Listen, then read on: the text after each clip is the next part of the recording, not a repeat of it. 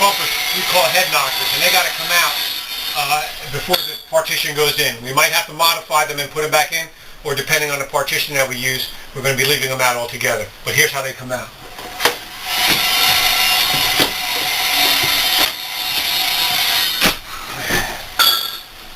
A little piece breaks off, but this can still be used even though the little hook piece broke off. Once again, we're going to modify these later to reuse them.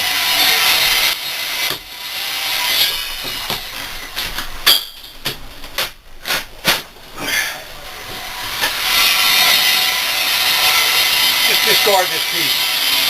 And we're going to reuse these again once we modify them by cutting them down so that the partition rests against it. Next thing we're going to do is cut away this plastic trim that hides this metal edge that the partition is going to bolt to. The partition is going to bolt to the rib face across the top and down here, but it's obscured. It's covered by this plastic trim. We're going to cut this straight down. We're going to make a line like I did here with masking tape. You could do it with a pencil or a grease pencil. It's going to be approximately 3/4 of an inch away from this edge right here. You're going to stay away from the seat belt adjuster about 3/4 of an inch, and we're going to cut it straight down all the way to the bottom.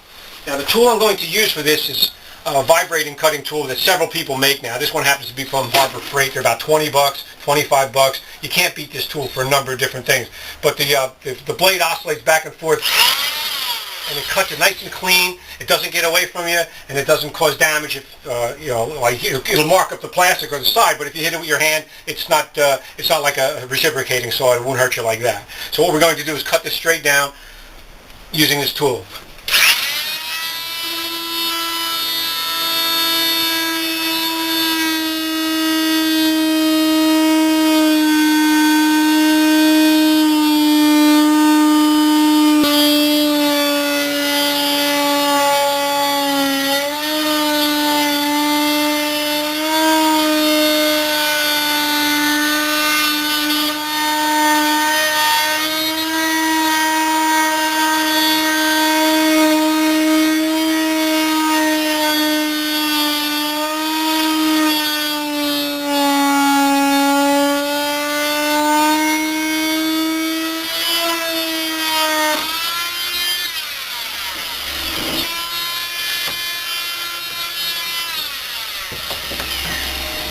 Got a nice clean edge here that you can actually clean up a little bit better with a razor knife.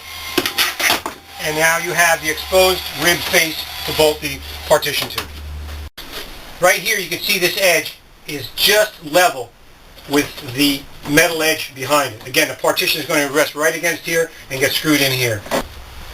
Again, we're going to, we mark this out, leaving approximately 3/4 of an inch from this line to our cut line. You can actually see where we're going to cut if you just look at this metal edge here and peer right in, and you're going to see that we're right in line with that, and we're going to go right down, cut it nice and clean with this vibrating saw.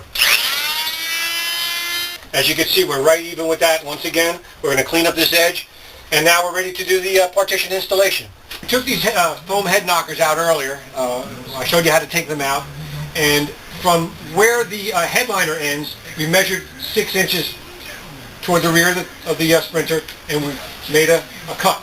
So the headliner ends here, there's 6 inches, and then we make our cut, and we discard this piece. On the passenger side, same thing. The headliner ends at this edge, we mark back 6 inches from there, and we cut it and discard it. The partition is going to rest against this nice clean cut edge when we do the installation. Now we cut it on a bandsaw, but you can probably use a hacksaw blade and get the same result. This is the head knocker we took down earlier. We cut back 6 inches. This groove still exists, even though there's a little piece in there that broke off. When we pulled it, this still snaps right back in.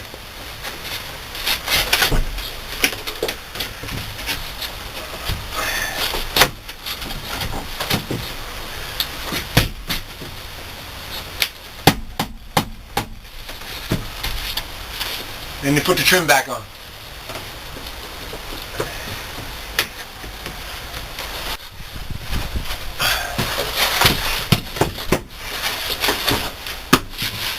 It's a little loose now, but when the partition goes in, it holds everything tightly into place.